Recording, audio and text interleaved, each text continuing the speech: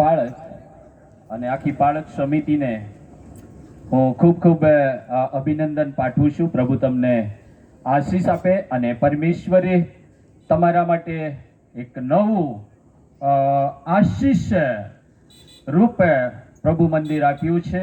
અને આજ રાત્રે આ પ્રભુ મંદિરના સમર્પણ પ્રસંગે ઉપસ્થિત રહેલા સૌ પ્રભુના સેવકગણ, પાસ્ટરગણ અને તમામ આમંત્રિત ભાઈઓ બહેનો, આપ સર્વને પ્રભુ ઈસુના નામમાં હું તમારો આવકાર કરું છું. બધાને પ્રેમી સલામ.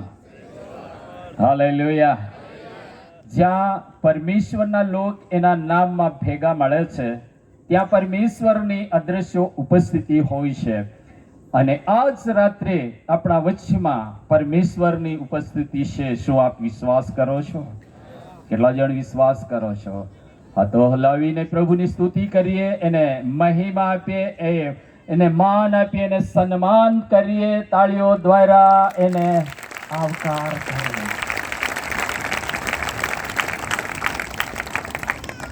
વાલા ભાઈઓ અને બહેનો, આજ રાત્રે આપણે એ નવા પ્રભુ મંદિરનું સમર્પણ કરી ચૂક્યા છે. એ ચર્ચ બિલ્ડિંગ નું સમર્પણ કર્યું છે. પરંતુ આ ચર્ચ બિલ્ડિંગમાં જેઓ પરમેશ્વરની આરાધના કરવાના છે એ ચર્ચનું બાંધકામ હજુ ચાલુ છે.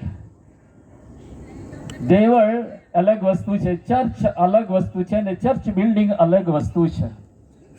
ચર્ચ બિલ્ડિંગ માણસો બાંધે છે, પરંતુ જે બિલ્ડિંગની અંદર લોકો આરાધના કરે છે એ છે દેવની મંડળી. હાલેલુયા.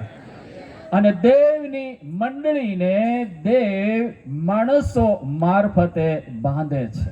બોલો આમેન.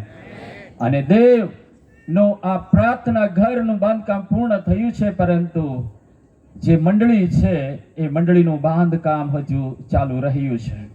ભલે કોઈ પણ ગામની અંદર ચર્ચ બિલ્ડિંગ હોવું અને પ્રાર્થના ઘર હોવું, મંડળી હોવી એ ગામને માટે આશીર્વાદ રૂપ હોય છે.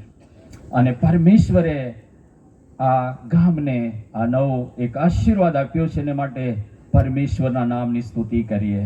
વાલા ભાઈ અને બહેનો, આપણે જાણીએ છીએ કે આરંભથી, પૃથ્વીના ઉત્પત્તિથી માણસ પરમેશ્વરને માટે કંઈક ને કંઈક સ્થાન બાંધીને પરમેશ્વરની આરાધના કરતો રહ્યો છે.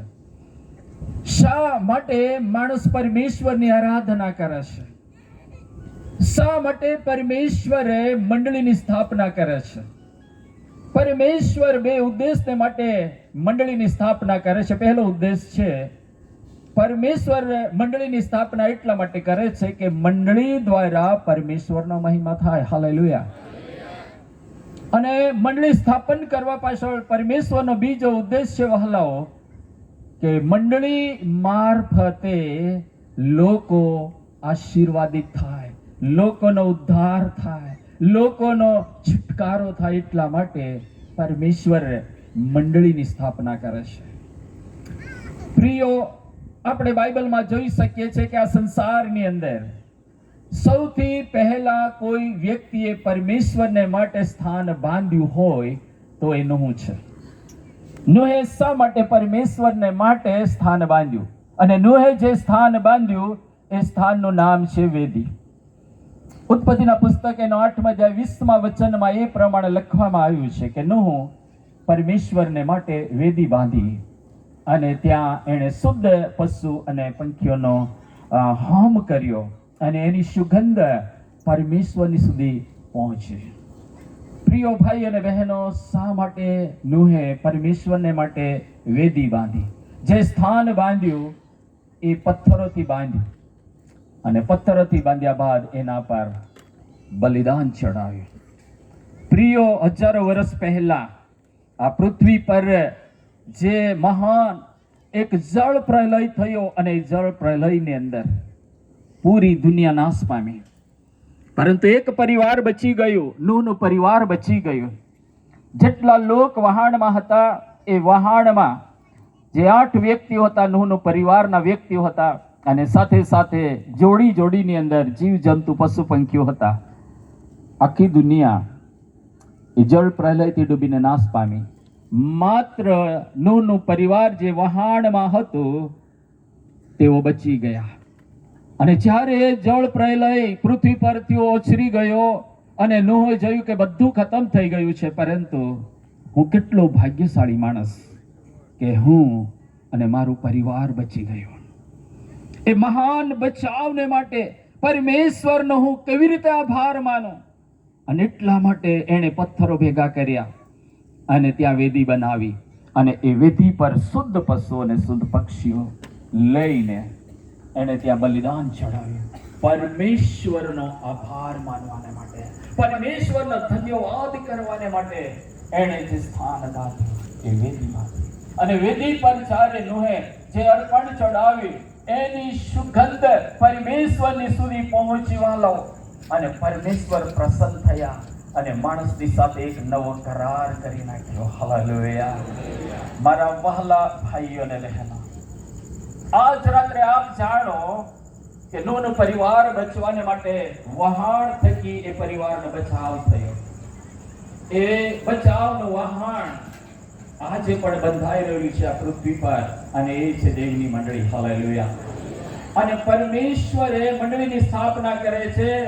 એ વહાણ છે જે આવનાર કોપથી બચવાને માટે પરમેશ્વરે મંડળીનું એ બાંધકામ કરી રહ્યો છે. અને એ બાંધકામ મંડળીનું થાય છે ત્યારે મંડળી દ્વારા લોકોનો બચાવ થાય છે. આપણે સૌ જાણીએ છીએ કે આ દુનિયા એક દિવસ ખતમ થવાની છે. આ દુનિયાનો નાશ થવાનો છે. પણ આવનાર નાશથી બચી જવાને માટે પરમેશ્વરે મંડળી રૂપી વહાણ નું બાંધકામ કરી દીધું છે. અને જેમ વહાણનું બાંધકામ થઈ ગયા પછીથી પરમેશ્વરે નૂહને આમંત્રણ આપ્યું કે તું અને તારું પરિવાર વહાણમાં આવો. હાલેલુયા. અને નૂહનું પરિવાર એ વહાણમાં આવ્યું. અને આજે પણ એ પરમેશ્વરની જીવિત વાણી, આજ પણ પરમેશ્વરે સારી દુનિયાના લોકોને આમંત્રણ આપી રહ્યો છે કે તમે અને તમારો પરિવાર સહિત મંડળી રૂપી વહાણમાં આવો, તાકી આવનાર કોપથી આપણો પરિવાર બચી જાય. હાલેલુયા. કેટલા ભાઈ બહેનો ઈચ્છે છે કે હું બચી જાઉં ને મારો પરિવાર બચે, અને પરમેશ્વર આ સર્વને એક આમંત્રણ આપી રહ્યો છે. આવનાર કોપથી વહાલાઓ, આજે આપણે બચી ચૂકેલા